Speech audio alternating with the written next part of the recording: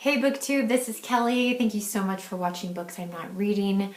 I am here today to do a wrap up of my third quarter of reading.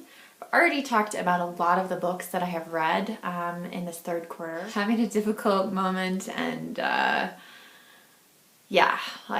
just thank you to all of you who watch this channel and leave comments and send me Voxer messages and all that stuff. Like, I really value, sharing this social space with you. My own life is incredibly small. It's a very small world that I live in, and I feel like I get to experience the world through all of you. So thank you so much. You really mean a lot to me. Let's get started with things we don't need to talk about. First of all, I fully embraced Jane Austen July and Shaketube this year, so I'm not going to talk about any of the Jane Austen July reads, nor am I going to talk about any of the books I read for Shaketube. Seen enough of that. I also did a review of Ray Robinson's Electricity, so we've covered that. So you're just plowing through stuff. I did actually read some YA books that I've been meaning to read for a long time. I read Love Will Keep Us Together, which is the fourth book in a series called The Miracle Girls. I think I gave all the books in the series 3 stars. But I did want to read that last one and just finally be done with it. The other book that I've been meaning to read for a really long time is Blood Red Horse by Cam Grant. And this is the first book in a trilogy, and after reading it, I feel no desire or impulse to keep going. Please let me know in the comment section if I'm wrong, if they get a lot better. I don't know. But I just, I thought the horse was most interesting character. This is a historical novel set during the Crusades, which I think is interesting for a middle grade or YA book. But I read it, but I have no desire to keep going. Okay, so these 2 books, oh my goodness. These I got at a library book sale probably in oh my gosh. I don't know. It's been a long time. So probably in the last 5 years at some point. It was a bag sale or something like that. And I picked them up because I read some books in the same series when I was a teenager. And so I felt very sentimental because my copies of the books are long gone from my parents' house. And also, these were 2 that I didn't remember reading. I may have.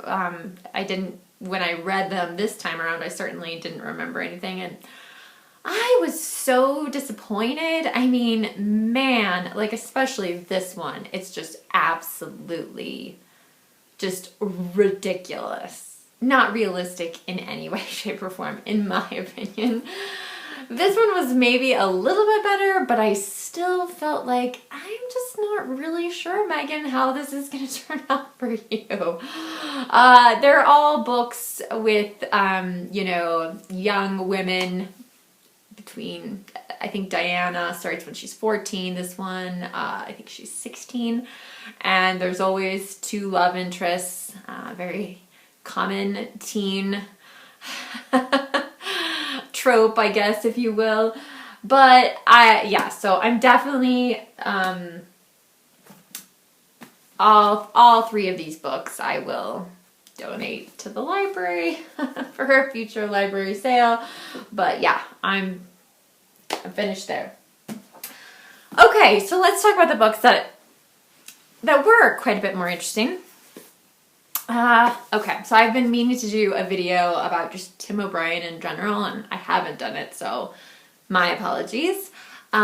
This is Tim O'Brien's memoir, If I Die in a Combat Zone, and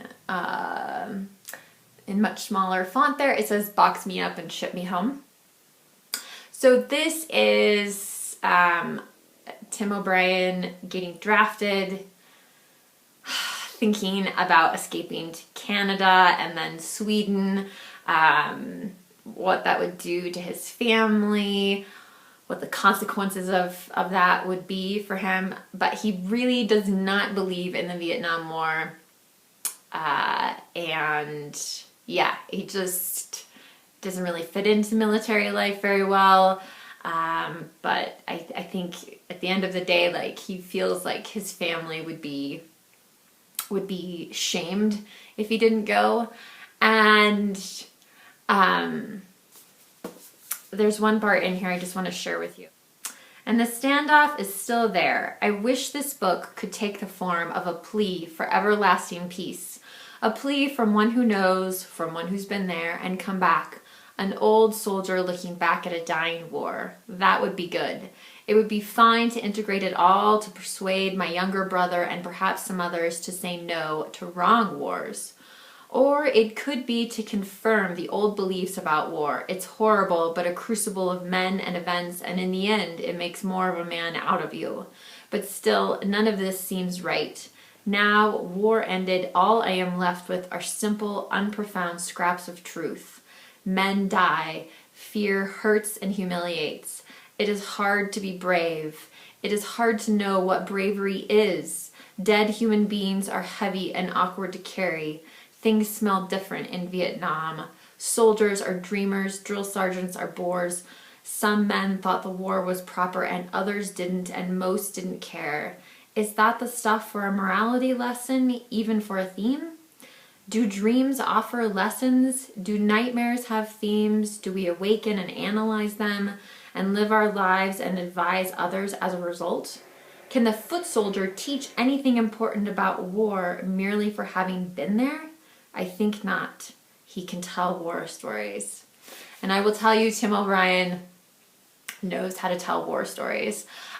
So I don't know if this is a book that you necessarily, I don't know if Tim O'Brien books are books you necessarily like, or I don't know, because they're so gritty and real. But the things they carried, I still love more than this, and that was the first Tim O'Brien book I ever read.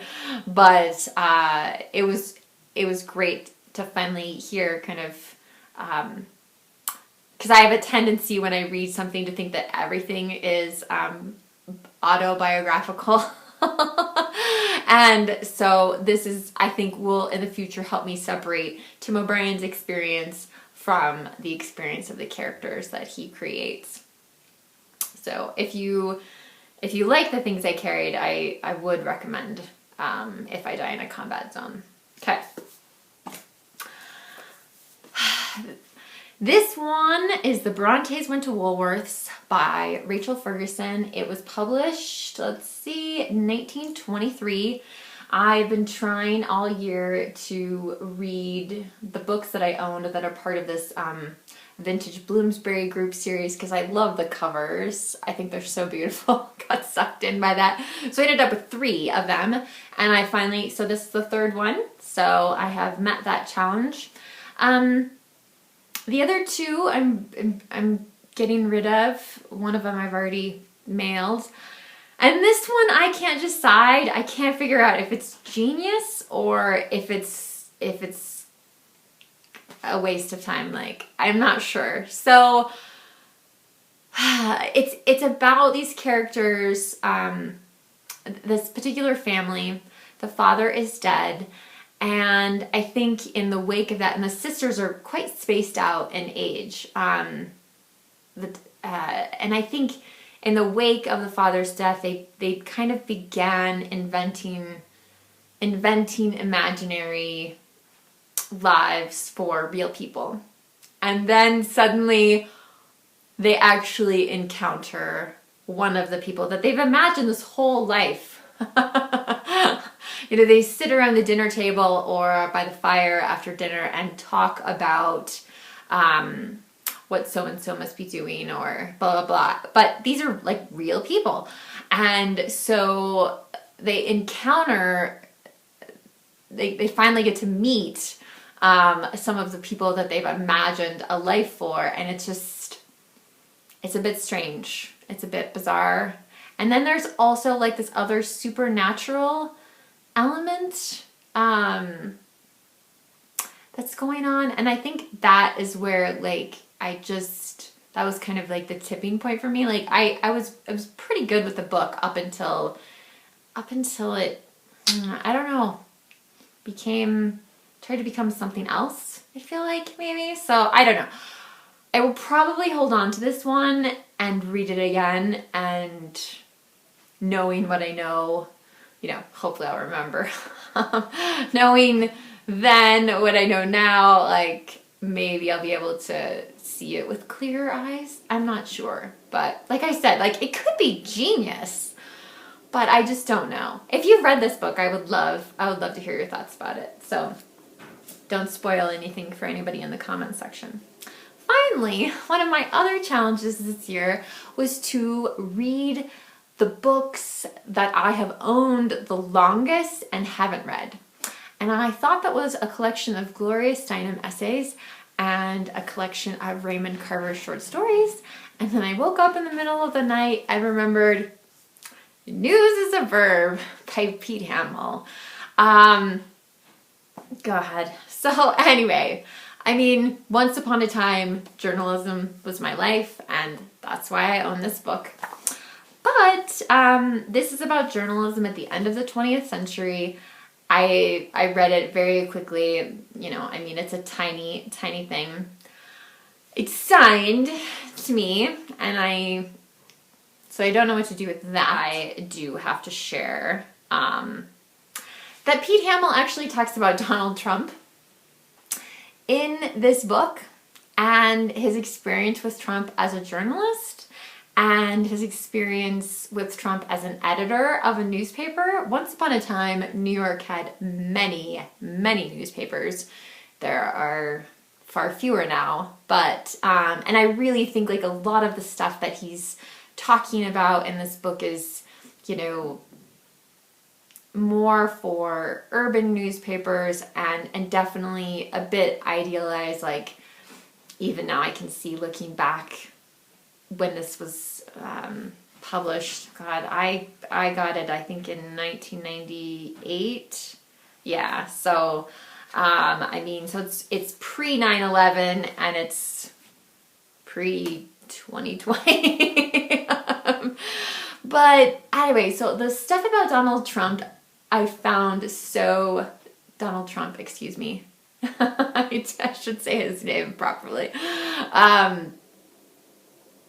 Yeah, like how Donald Trump used to call the newspapers and tell him he had this big breaking story, and they would run the story, but they would say that they found out about it from a source close to Trump, not Trump himself. So in many ways, the title of this book, News is a Verb, is about celebrity journalism and people like Donald Trump who, Pete Hamill feels very strongly that, like, okay, we know a celebrity is going to be, like, doing something. There's an action, and that action is not just that they're at dinner somewhere or something like that. And he says in here that his own paper missed out on one of Trump's divorces because they finally told him, like, if you call us and tell us something, like, we're just, we're going to say you told us, not a source close to you told us.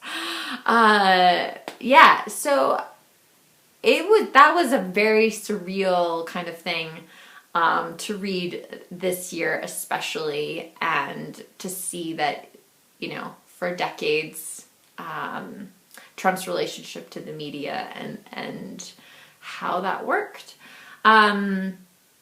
Again, I think overall, Pete Hamill's ideas about, what newspapers should be like is fantasy, unfortunately.